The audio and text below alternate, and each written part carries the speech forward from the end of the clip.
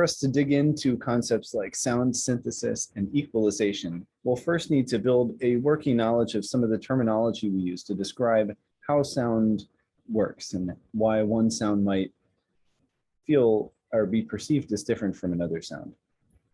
First up is loudness, and we usually call that amplitude. Amplitude describes a few different things about the loudness.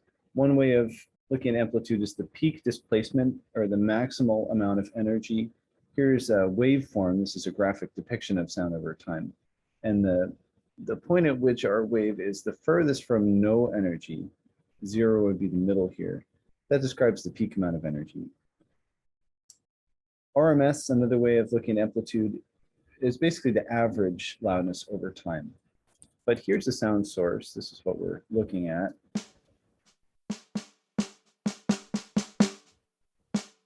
It's a snare drum. And drums are hit and they're very loud, and then the sound quickly dissipates. So peak amplitude is generally our best course of describing how loud a drum is. There's one drum that's being hit more or less loud, but it has the same pitch each time. In sound, we call pitch frequency, and we quantify frequency using hertz. That's a unit, which is 1 cycle per second. So 1000 hertz means that there's some waveform that's repeating itself 1000 times each second. In this case, this is a square wave, and so there's one iteration of this wave has a trough and a peak, a negative and a positive point. It's worth noting here that this graph is describing energy over time, but it's not actually a picture of how sound looks if you were to take a snapshot of air molecules. Sound is a mechanical wave, meaning that when you create a noise, you're just propagating energy through whatever the medium is, whether that's water or more generally air. And sound travels through zones of compression or higher energy, or rarefaction, lower energy. You might want to imagine that you're holding a slinky and somebody's holding the other end. If you were to push the slinky towards the other person and pull it away, you'd be creating zones where the slinky coils are closer together. Sound travels longitudinally, meaning the displacement of those air molecules is occurring on the same axis of wave travel. So the waves aren't actually bouncing up and down. That's just a graph of how much energy there is over time. Here's what 1000 hertz sounds like. A lower number, like 250 hertz, would sound lower to us. And there's a correlation between these numbers. If you multiply 250 times 2 is 500, 500 times 2 is 1000. So these are related, and they're actually just 2 octaves apart. Sound travels through space with a velocity, and this is just a constant for us, 344 meters per second, or a little over 1,130 feet per second. It's important to note if you're considering sound in an acoustic space, because it takes time for sound to travel. As a consequence of that time, sound has a wavelength, or an amount of distance it travels while it completes one cycle.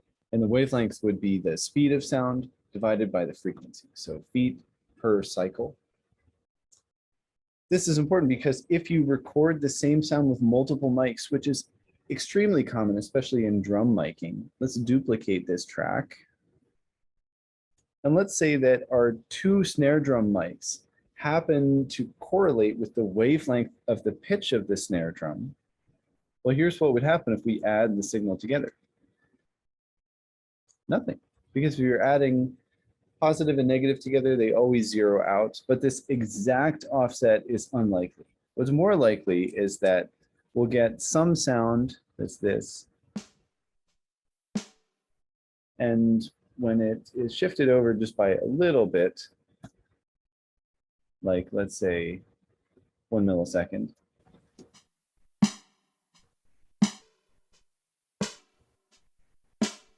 the sound quality really changes, and this is called phasing or interference.